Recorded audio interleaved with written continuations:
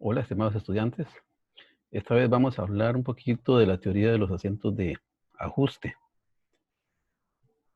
Vamos a ver este archivo que por ahí ustedes tienen adjunto. Se llama Asientos de ajuste. Es un librillo, así que tiene 3 prácticas ahí propuestas y tiene la parte de teoría que aquí pues he resumido para ver si me puedo explicar. Bueno, primero que todo, ¿qué son asientos de ajuste? Son asientos que debe la empresa realizar en cualquier momento que decida formular o emitir estados financieros. ¿Por qué razón? Bueno, porque hay cuentas que probablemente tengan saldos, pues tal vez no malos, pero sí desactualizados y que obviamente que previo a la realización de los estados financieros debería actualizar esos saldos para que se muestre correctamente la situación financiera que tiene la empresa en un momento determinado. Como ustedes saben, la empresa tiene por ley que hacer por lo menos un cierre anual al final del ciclo contable, que normalmente venía siendo 30 de septiembre, y a partir de ahora, pues, va a ser los 31 de diciembre. En esa fecha de cierre, pues, obviamente que deberían hacerse los asientos de ajuste para que queden cada cuenta con su saldo correcto antes de emitir los estados financieros que la ley exige que deben presentarse en el libro de inventarios y balances. Pero en cualquier momento que la empresa necesite hacer estados financieros, ya sea porque un banco se lo requiera o por cualquier otra situación, porque tenga que publicarlos o demás, obviamente que lo primero que tiene que hacer es hacer los asientos de ajuste. Aquí sacamos 2 reglas fundamentales para saber si un asiento de ajuste es correcto. Eh, Básicamente, cuando hacemos un asiento de ajuste, nos fijamos que nunca muevan la cuenta de efectivo. Los asientos de ajuste no mueven la cuenta de efectivo. Si la movieran, sería entonces un asiento típico de operación. Excepto cuando hacemos un ajuste por diferencial cambiario, que en estos ajustes que voy a explicar acá no está contemplado. Y el otro es siempre los asientos de ajuste van a afectar una cuenta real, o sea, una cuenta de activos o pasivos, o una cuenta de balance, contra una cuenta nominal, o sea, una cuenta de ingresos o una cuenta de gastos, o sea, cuentas de estado de resultados. O viceversa, una cuenta de gastos contra una cuenta de activo o de pasivo, o una cuenta de activo o de pasivo contra una cuenta de ingresos. Obviamente que la cuenta que se ajusta es la cuenta real, la cuenta de balance, y se apoya en una cuenta nominal de, de estado de resultados para cuadrar el asiento. Así pues, excluyendo el asiento de ajuste por diferencial cambiario, que lo veremos en otro momento, los asientos de ajuste los podemos dividir en 6 categorías. Y podemos decir que hay 3 grupos y cada vez cada grupo se divide en 2. Entonces, el primer grupo le vamos a llamar asientos de ajuste estimados. Hemos venido diciendo que la contabilidad se registra en tiempo real, o sea que la contabilidad primero se tiene la transacción y una vez que se tiene el documento o el respaldo respectivo, pues se registra. Sin embargo, hay excepciones, como en el caso de estos 2 ajustes. Entonces, estos ajustes no se van a hacer con un dato real, sino más bien con un dato estimado. Es el caso de la incobrabilidad. ¿Qué es incobrabilidad? Como dice aquí la definición, es la porción de las cuentas por cobrar que se estima que no será recuperable. Siempre que tengamos una cartera por cobrar, es muy probable que una porción de ellas resulte incobrable, ya sea porque el cliente que nos adeuda haya fallecido o porque la empresa se haya declarado en quiebra o por cualquier otro motivo.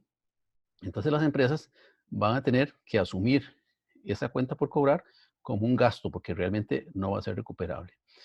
Para este tema hay 4 métodos que en algún momento veremos. De momento vamos a ver solamente la forma del asiento y nos vamos a referir solo a un método para hacerlo más práctico, que va a ser el porcentaje de cuentas por cobrar. Entonces, normalmente va a tener esta forma. Gasto por incobrables contra estimación para incobrables. Y aquí vemos que no se mueve la cuenta de efectivo, como dijimos en las reglas, y una cuenta nominal, que es la cuenta de gasto, contra una cuenta real, que es la cuenta de estimación para incobrables. Esta cuenta de estimación para incobrables es un activo corriente y se clasifica en el estado o en el balance de situación debajo de las cuentas por cobrar. Es de naturaleza acreedora, aun cuando es un activo, su naturaleza es acreedora, o sea, aumenta el haber y disminuye el debe, porque es una cuenta complementaria de las cuentas por cobrar y debe mostrarse en el balance deduciendo a las cuentas por cobrar. Ok, ese sería el ajuste por estimación de incobrabilidad. El otro caso de los estimados es la depreciación. ¿Qué es la depreciación? Pues depreciación decimos que es la pérdida de valor que tienen los activos fijos por algunas razones, entre ellas simplemente por el paso del tiempo, por el uso que están teniendo, por los accidentes que han sufrido o por la obsolescencia. La obsolescencia le llamamos a que ha sido superado tecnológicamente. Entonces, por ejemplo, si yo tengo un vehículo del año 2020, aun cuando lo tenga 0 kilómetros en mi parqueo, el año 2021 va a perder valor porque ya va a haber una nueva versión de ese vehículo 2021. Eso es muy típico de ese tipo de activos como los vehículos y sobre todo en la parte tecnológica, lo que son computadoras y equipo electrónico. Ok, entonces los activos fijos, llamemos ahí edificios, vehículos, maquinaria, mobiliario y equipo, se van a depreciar. Es su naturaleza que cada día tiendan a valer menos, con excepción del terreno. El terreno no se deprecia porque el terreno típicamente más bien gana plusvalía, aunque no siempre. Podría ser que un terreno pues más bien tenga una pérdida si ha sufrido una situación caótica, como por ejemplo que en un terremoto se haya caído la mitad del terreno a un precipicio, cosas de esas. En ese caso, pues entonces sí deberíamos depreciarlo, pero normalmente el terreno va a ganar plusvalía. La razón por la que el terreno no se deprecia no es precisamente que gane plusvalía, sino que para poder depreciar un activo necesitamos una vida útil estimada. Y pues un terreno, la vida útil estimada, pues no se puede precisar. Y aunque se pudiera hacer, serían millones de años, por lo que el resultado de esa operación aritmética sería mínimo, sería de poca importancia relativa y por lo tanto no contabilizamos. Ok, normalmente para las depreciaciones, tributación ofrece una tabla donde dice cuántos son los años estimados para un vehículo o para los botes o para cualquier otro activo.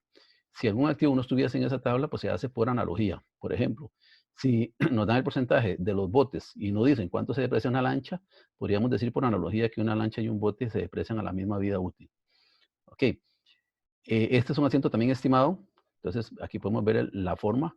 Igualmente, como ocurrió con el anterior, eh, tenemos aquí una cuenta que en este caso es la cuenta nominal, gastos por depreciación, contra depreciación acumulada, que sería la cuenta real, que es la cuenta de balance. Lo mismo como ocurrió anteriormente, les decía, esta cuenta es una cuenta de balance, es de activo no corriente, de naturaleza acreedora, o sea que aumenta al haber y disminuye el debe, por la misma razón que la anterior, porque esta cuenta debe mostrarse en el balance de situación deduciendo a la cuenta principal, que sería el activo. Entonces, por ejemplo, en el balance se mostraría algo como esto que vemos aquí. Entonces, si fuera de vehículo, tendríamos en el balance vehículo, el saldo deudor de la cuenta, menos depreciación acumulada de vehículo, el saldo acreedor de esa cuenta, que también es activo no corriente, y por lo tanto podemos decir que al cabo del primer año el vehículo tiene un valor en libros de 900,000, pese a que el costo original habían sido 100,000, pero se está depreciando a una tasa de 10% anual, o sea, tiene una vida útil de 10 años. Igualmente, para las depreciaciones existen bastantes métodos. De momento nos vamos a quedar con el más sencillo, que es el método de línea recta, básicamente para ver aquí la forma que tendría el asiento y los métodos en otro video, pues estaríamos abarcando en ellos. Que aquí esta nota es lo que ya les decía antes, que la estimación para incobrables y la depreciación acumulada son cuentas de activo. La primera es activo corriente y debe mostrarse en el balance general deduciéndose de la cuenta que le da origen, que es la cuenta por cobrar. Y las depreciaciones acumuladas también son cuentas de activo no corriente y en el balance deberían mostrarse deduciendo, como lo mostramos, de la cuenta de activo fijo correspondiente. Ese sería el primer grupo de los diferidos. El segundo grupo se llaman diferidos. Dice que los diferidos son todas aquellas sumas por adelantado o por anticipado. La palabra diferido literalmente significa en otro momento. O sea, a veces tenemos una cuenta que de momento es un gasto, pero que va a llegar a convertirse en de momento es un activo más bien y se va a llegar a convertir en un gasto en un periodo posterior. Aquí los diferidos, o también a la inversa, podría ser que de momento sea un pasivo y que en un periodo posterior se estaría convirtiendo más bien en un ingreso. Precisamente esas son las dos clasificaciones. Tenemos activos diferidos, que sería la primera subclasificación, son aquellas sumas que la empresa ha pagado por adelantado. Por lo tanto, constituyen un derecho que se va a ir consumiendo paulatinamente. Es decir, que se va a ir gastando con el paso del tiempo. Y el ejemplo típico son los seguros pagados por adelantado. Entonces, por ejemplo, si la empresa pagó seguros pagados por adelantado de un año, en ese momento hizo un asiento de origen que fue seguros pagados por adelantado, que es una cuenta de activos, un derecho contra bancos. Pero esos seguros, cada día que pasa, se van a ir gastando. Y cuando termine el periodo al cual yo necesito ajustar, pues van a haber varios días que ya corresponden a ese periodo que está terminando y por lo tanto el gasto debería registrarse en ese periodo y descargarse el seguro pagado por adelantado, en este ejemplo, para mostrar el saldo correcto que debería tener esa cuenta. La forma del asiento de ajuste entonces va a ser gasto por, en este caso, seguros, contra seguros pagados por adelantado. Ajuste por X cantidad de días de seguro. Si hubiera sido, en vez de seguros, alquileres pagados por adelantado, pues obviamente sería gastos por alquileres contra alquileres pagados por adelantado por los días que corresponda ajustar en ese caso. Sí es importante que no necesariamente están ligados los activos diferidos al paso del tiempo, aunque sí su mayoría, pero hay activos diferidos que están más bien relacionados con otra situación. Por ejemplo, el inventario de suministros. El inventario de suministros es papelería pagada por adelantado, por decirlo así. Esa papelería pagada por adelantado no se gasta de una manera constante diariamente, sino que más bien depende de los eventos. Entonces, en ese caso, si yo tuviera un activo que es inventarios por suministros, más bien en el momento del ajuste habría que hacer un inventario a ver cuántos suministros son los que quedan y la diferencia es lo que se ha gastado en ese periodo que termina. Ok, otras veces podría ser que ese diferido más bien esté relacionado con eventos. Entonces, por ejemplo, si yo tengo un activo que se llama eh, sumas pagadas por adelantado o anticipos, más bien, a proveedores, entonces ese anticipo proveedor no tiene nada que ver con el tiempo, sino que más bien tendría que ver con los eventos en que ese proveedor me haya entregado el bien o parte del bien o el servicio que se le pagó por adelantado. Entonces, en ese caso, digamos que fuera anticipos a proveedores, habría que descargar, digamos que yo le di un anticipo a un proveedor para que me consiguiera repuesto, le di 1.000.000. Al final del periodo que yo estoy ajustando, digamos que él me ha entregado repuestos por 300.000. Pues entonces habría que correr un asiento, gasto por, en este caso repuestos, contra, eh, dijimos anticipos a proveedores por, en este caso, 300.000, que es lo que ya esta cuenta debería deducirse y es el gasto de ese periodo. Ok. La otra parte de los diferidos es el pasivo. Ahora más bien a la inversa. Ahora más bien sería sumas que he recibido por adelantado. Si mi empresa recibe una suma por adelantado por un bien o un servicio que no ha entregado, pues obviamente que ese dinero se le debe a quien lo dio por adelantado. Constituye un pasivo. Entonces, así como las sumas pagadas por adelantado son un activo, las sumas recibidas por adelantado son un pasivo que se va a ir devengando conforme va a ir pasando el tiempo, en caso que estén ligados con el tiempo, o los eventos, como ya indicamos también anteriormente. Entonces, si la cuenta, vamos a poner de ejemplo, fuera que se pagaron, o más bien se recibieron de un inquilino alquileres por anticipado, entonces originalmente hubiéramos hecho un asiento que era efectivo contra alquileres recibidos por anticipado, que sería la cuenta de pasivo. En la fecha del ajuste, habría que ver cuántos días han transcurrido y habría que reversarle a esa cuenta de alquileres recibidos por adelantado y la contracuenta sería ingresos por alquileres de cuánto realmente nos hemos ganado o hemos devengado en esos días que corresponden al periodo que termina en el asiento de ajuste. Igualmente aquí, este recibido por adelantado podría ser más bien el caso de un cliente que nos hubiera dado dinero por adelantado para que nosotros le diéramos un servicio.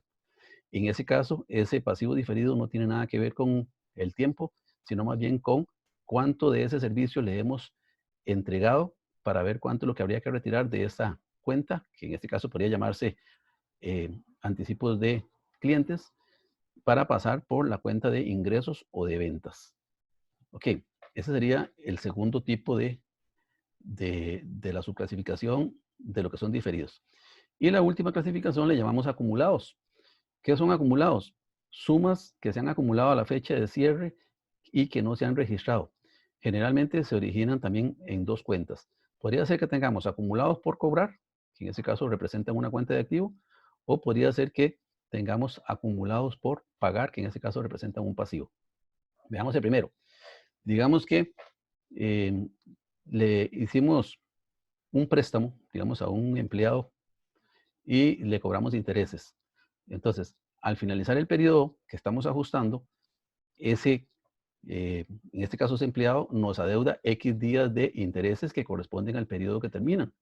En ese caso, entonces tendríamos que registrar intereses acumulados por cobrar contra ingresos por alquileres y hacemos el cálculo ahí del interés simple del capital por la tasa, por el tiempo, los días que han transcurrido, que son el ingreso que corresponden a este periodo que termina y que realmente están acumulados por cobrar y que se va a cobrar probablemente en el periodo siguiente. Igualmente, si fueran acumulados por pagar. Entonces, digamos que en este caso tenemos una deuda, digamos un préstamo con un banco al cual le pagamos todos los días 20 de cada mes. Por lo tanto, si estamos haciendo el cierre al 30 de septiembre, entonces la última vez que pagamos intereses a este banco fue el 20 de septiembre. Quiere decir que hay 10 días de intereses que corresponden a este periodo que termina el 30 de septiembre, pero que no están registrados. Pero que el siguiente pago va a ser hasta el 20 de octubre. Simplemente registramos entonces gasto por intereses para registrar esos 10 días de intereses que corresponden al periodo que termina, contra intereses acumulados por pagar, que sería el pasivo que tenemos que reflejar en el balance, que a esta fecha debemos de intereses a esa entidad financiera. Ok, en estos de acumulados podrían haber más ejemplos, inclusive se podría hilar más delgado. Entonces, una empresa que quiere realmente llevar los gastos y los ingresos que corresponden al periodo, pues podría inclusive decir del alquiler, cuánto está acumulado o cuánto es el gasto de alquiler acumulado. Entonces, si paga alquiler todos los días 10 de cada mes, habrían entonces 20 días acumulados que corresponden al periodo que termina. Entonces, gasto por alquileres contra alquileres acumulados por pagar. Y ahí lo ajustaría. Podría hacerse lo mismo con las comisiones. Podría hacerse lo mismo con los servicios públicos. Ya sería hilar muy delgado, pero hay empresas que sí lo hacen y al final de cada mes o al final de cada periodo contable van a ajustar todos esos gastos que tienen una fecha de vencimiento X en el mes y para registrar los días que corresponden al restante para terminar el mes, o sobre todo al 30 de septiembre o en este caso de hoy en adelante, 31 de diciembre, para que en esa fecha queden exactamente ajustados los estados financieros que pretende la empresa publicar o emitir por cualquier concepto. Bueno, eso sería básicamente la teoría de lo que son asientos de ajuste. Como decíamos, sobre todo los dos primeros, que son depreciaciones y estimaciones para incobrables, tienen por lo menos 4 métodos cada uno que en algún momento vamos a explicar. Y las otras dos clasificaciones, pues son más sencillas, simplemente tienen más que todo cálculos matemáticos de días y que hay que registrar o intereses que haya que registrar, eh, pero que igualmente deben cumplir todos esos 6 que estamos hablando con las 2 reglas que hablamos antes de que no mueven efectivo y de que siempre van a mover una cuenta real contra una cuenta nominal o viceversa. Eso es todo en este tema, en este subtema. Muchas gracias.